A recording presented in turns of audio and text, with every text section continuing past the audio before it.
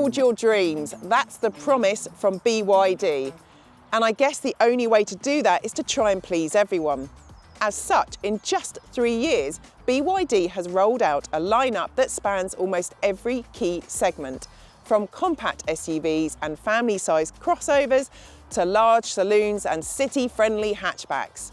Across the cars we've tested so far, including the Seal, Dolphin, Dolphin Surf and Atto 3, we've consistently praised their bold design, competitive pricing, generous levels of standard equipment and spacious, comfortable cabins packed with driver tech.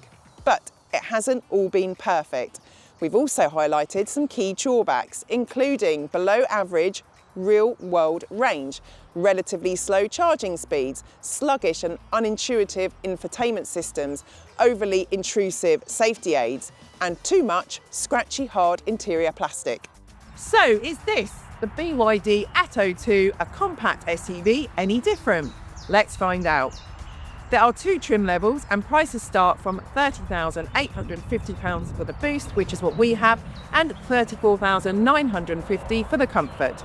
And it's basically for customers who want the raised ride height of an SUV, but in an affordable package that's built for the city. Think scaled down Atto 3. There's a choice of 4 colours and just 2 interior options to keep things simple. Design-wise, it's not overstyled or fussy like earlier models. It feels cohesive. Up front, there are neatly integrated full LED headlights paired with slim daytime running lights and a bumper that's been optimised for aero. Then around the side, we have this chunky lower cladding, on-trend floating roofline, but with this body-coloured element at the C-pillar. And out the back, we've got a roof spoiler and a full-width light bar. That's become a bit of a BYD signature now, but here it connects with these Chinese knot-style tail lights. Now, if you squint, which I am because I'm looking into the sun, and lay on your side, you'll see they resemble the number 8. So that's a bit of a cultural storytelling in there, as well as symbolising luck and continuity. All right, let's jump inside the Atto 2, because this is where BYD has been doing some of its most interesting work lately, and also where it's had a bit of criticism in the past. First impressions, though, are really positive for the price point. The overall layout is clean. It's not trying to overwhelm you with design gimmicks like earlier models. Atto 3. This feels a lot more grown up and user friendly. Material quality is a big talking point here.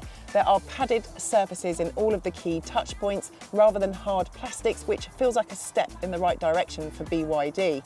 Now, one thing that really stands out is the level of standard kit. Both front seats are electrically adjustable as well as heated, together with the steering wheel, which is a big tick for UK motorists. You also get a panoramic glass roof as well as an electric sunshade for those rare occasions. There are cup holders in the centre console, a decent size armrest with storage underneath, and importantly, physical buttons. So things like your windscreen demister, volume control and drive mode selector are all proper switches, not buried in this 12-inch touchscreen. Talking of which, BYD's in-car software supports all the apps you'd expect: Spotify, YouTube, Zoom, Amazon Music, etc. Multi-touch gestures let you control cabin comfort. 3 fingers swipe up or down to tweak the temperature, side to side to adjust the fan speed. I don't need this in my life, just give me a button. Alternatively, you could say, "Hi BYD," and you can do the same thing. Now, apparently, the system supports a karaoke function operated via an optional microphone accessory. I can't show you because I don't have a said mic and you wouldn't want to hear me sing. But if you have kids and you go for the Boost version, trust me, you'll want to tick this option because of the time you'll spend at the charger. More on that later. Oh, is this a microphone?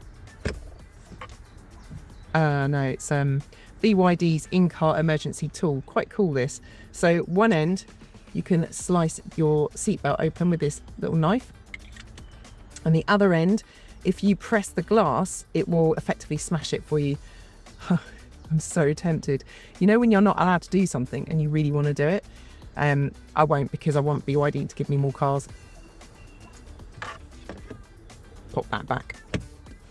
Wireless Android Auto and Apple CarPlay are standard, keeping your devices connected without clutter. There's a 15-watt wireless charging pad built into the centre console, as well as a 60-watt USB Type-C port and a 7.5-watt Type-A port, while the rear passengers get 2 more USB sockets. The Atto 2 also offers vehicle to load, so you can take your coffee maker with you and have a hot brew while you spend ages charging if you buy the Boost version. Now, because it's built on BYD's e-Platform 3.0, you get a completely flat floor, meaning more space than many rivals. The boot measures 400 litres and for some reason 450 in the Comfort model. It seems like BYD is really pushing you to spend the extra money. Still, it's much more than others in this segment. Overall, I'd say the Atto's 2 interior feels like BYD are listening to customer feedback. More restrained, more practical, easier to live with, and less scratchy plastics. Hooray! I do have one complaint though. This parcel shelf never ever clips into where it needs to be. So every time you open it, it just does that. And in the wind, it's just, look, all over the place. That's me replicating wind. I know this is a competitively priced car, but BYD, come on. It could be better than this. The car features BYD's Blade battery with a capacity of 51.1 kilowatt hours in the Boost model and 64.8 for Comfort, offering 214 and 267 miles respectively. Not exactly amazing. Not only that, but the Boost model takes almost 40 minutes to charge from 30 to 80%, which is pretty terrible nowadays, whilst the Comfort reduces that number to 19 minutes. The Boost is quicker to charge on its 11 kilowatt onboard AC charger, however, taking just 5.5 hours to charge from empty to 100%. You're looking at 7.2 for the Comfort. A heat pump is at least standard. While the Comfort has more power, 201 brake horsepower versus 174 and 229 pound-foot of torque versus 214, both models share the same 0 to 62 time of 7.9 seconds and a top speed of 99 miles per hour. There are 4 drive modes: Eco, Normal, Sport and Snowfield. Both models are fitted with McPherson suspension up front, whilst the Boost gets the torsion beam rear and the Comfort gets a more forgiving multi-link rear. And it rides and handles okay. It's easy and agreeable to drive around town with a tight turning circle and smooth regen, and I must admit it's been an absolute doddle to live with doing the school runs and going to the supermarket. However, it's not the most inspiring to drive on the B roads. Prioritising comfort over precision, it becomes a little bit unsettled, and on the motorway, the wind noise is pretty noticeable. The front wheels can break traction really easily, even in the dry, and the steering feels somewhat remote and light. There's very little clue as to what's going on. Compared to class rivals, it doesn't really deliver on dynamics, and it prioritises comfort over composure, and whilst perfectly adequate, it just feels like yet another Chinese-built utility-style EV designed to get you from A to B. What more can I say? It's just starting to get a bit depressing, really. But you know what? For the price, it's more than adequate. Right, I think it's probably time to sum up. So whilst on the launch of the Atto 3 Evo, I decided to take advantage of one of the technicians there and ask why the camera mounted here, which detects your eyes for driver fatigue, is so obtrusive and annoying. Because this car was designed for European market, where it's a legal requirement to have driver fatigue aid system, safety, they kind of had no choice. Now, it turns out that UK drivers get pretty pissed off being told that they're tired all the time.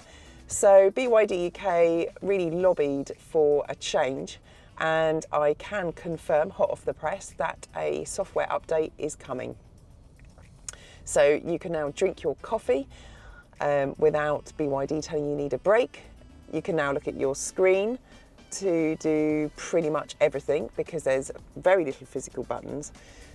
Without the car telling you you're tired, you can glance in your door mirror without the system telling you you're tired. You can look in your rear view mirror without the system telling you you're tired. I could go on and on. Now, I could, of course, turn this off every time I get in the car, but even though the audible warning goes, you still get that giant cup of tea in your driver's display. So I think this software update will be very welcome indeed. So one of the other niggles I had with this car was that it didn't always connect to Apple CarPlay, despite the fact that my phone was telling me it was connected to the car.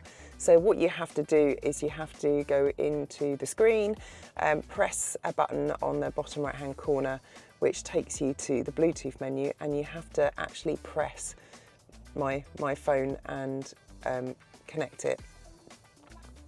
But you have to do this every time you get in the car, which is a bit annoying.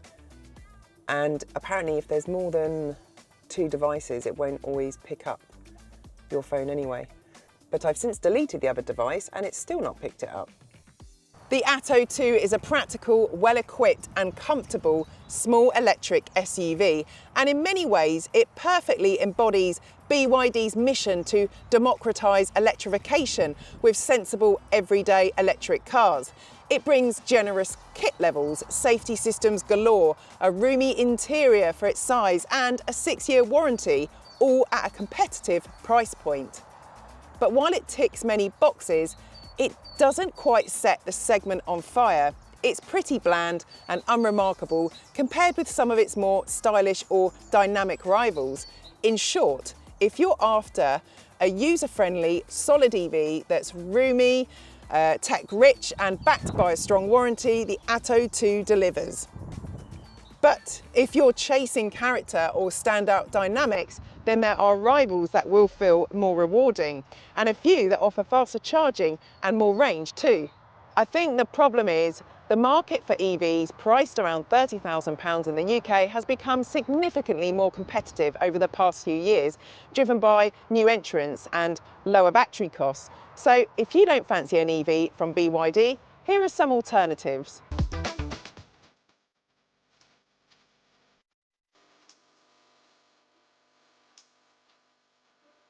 If you enjoyed this video, please like and subscribe now for weekly reviews. Oh, and if you like electric cars and podcasts, don't forget to subscribe to our sister channel, Discover EV Podcast.